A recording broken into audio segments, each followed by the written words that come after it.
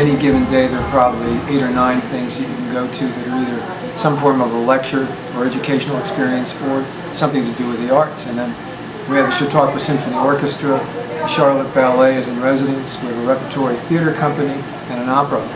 And you just can't go probably anywhere in the world and have all the things that you have here in Chautauqua in a place that's extraordinarily tolerant and welcoming. Is a sense of community, but a sense of a spontaneous community. Not necessarily a community that builds up over a long period of time, that is economically interdependent, but rather a community that forms because of what people are doing and what they're interested in.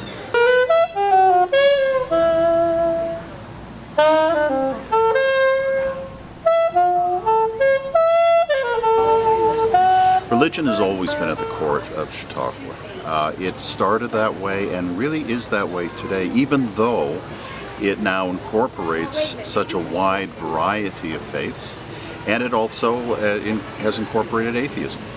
But still at the core there is a sense of a spiritual dimension to the issues of the day that still is there very much. So John Vincent again said about Chautauqua that it was not non-denominational, it was all denominational. I think Americans have come to realize that America's future is not so much based in that common denominator as it is in a community built around diversity. And as a result, America's strength is in that diversity. And I think that that's what's being sought for here at Chautauqua, to see how can that actually become a productive reality instead of a divisive one.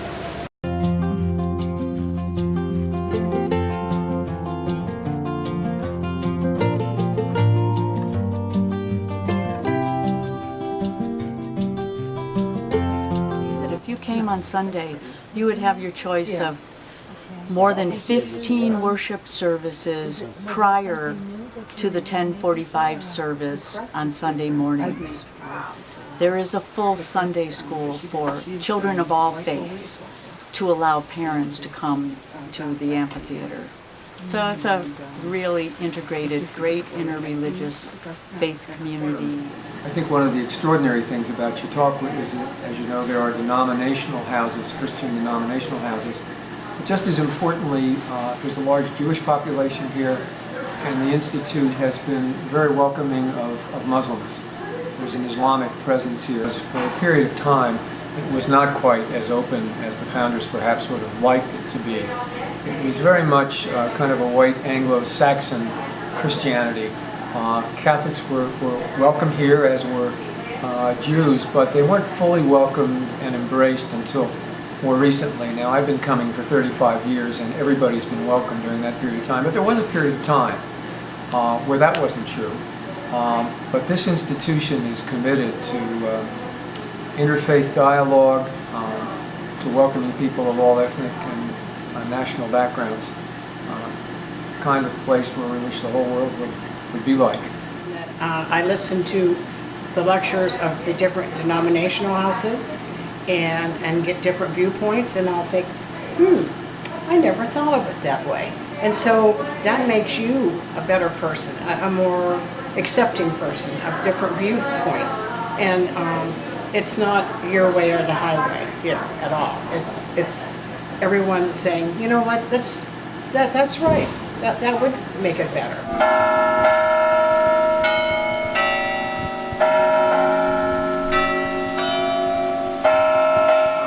We started coming to Chautauqua 17 years ago. We were looking for a gathering place, a summer gathering place where the whole family could come together, and that there would be something for everybody. So there was a very small Jewish community here back in those days, much smaller than today. But the real highlight of the week here for that was the Friday night service at the Bell Tower, which in Judaism was a very ecumenical, almost a reformed service. So it's the highlight of the week for us in terms of our spiritual connection to the place. And so one of the things that you can do here at Chautauqua is suspend your opinions, suspend your knowledge, suspend what you know, and stay curious about others, about other people and other things. And if you can do that, this becomes a really special place.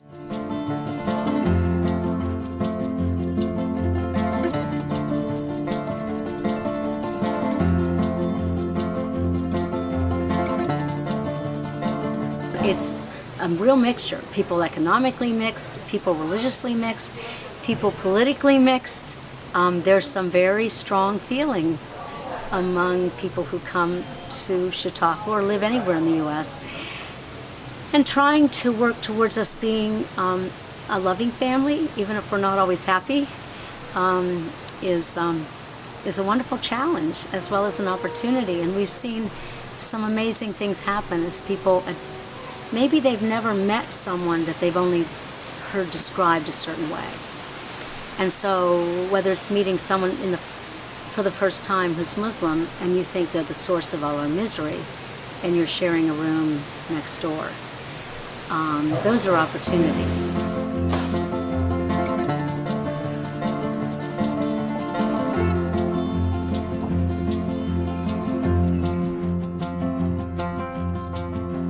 It enhances our experience here because I think that what we're all seeking to find out and to do is to learn about each other, because when we have knowledge of one another and have a common experience, then we can align and work together rather than create separation and division.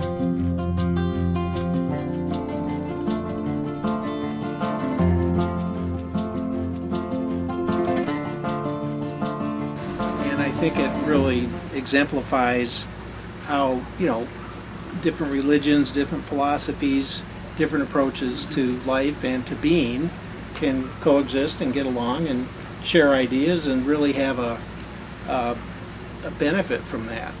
I don't find it challenging because of the acceptance of different belief systems and the open-mindedness of all involved. The fun part is sharing Christian Science and maybe helping clarify a little bit about what our religion is and how we operate. And we come to Chautauqua because I think it's one of the most unique places in the country. Chautauqua is a place where multi-generations can come together. We were here at Chautauqua after the racial riots in Charlottesville, and there was like a gathering of people, and there's a bunch of people holding hands in a circle and singing "We Shall Overcome," and that was a very moving, beautiful moment.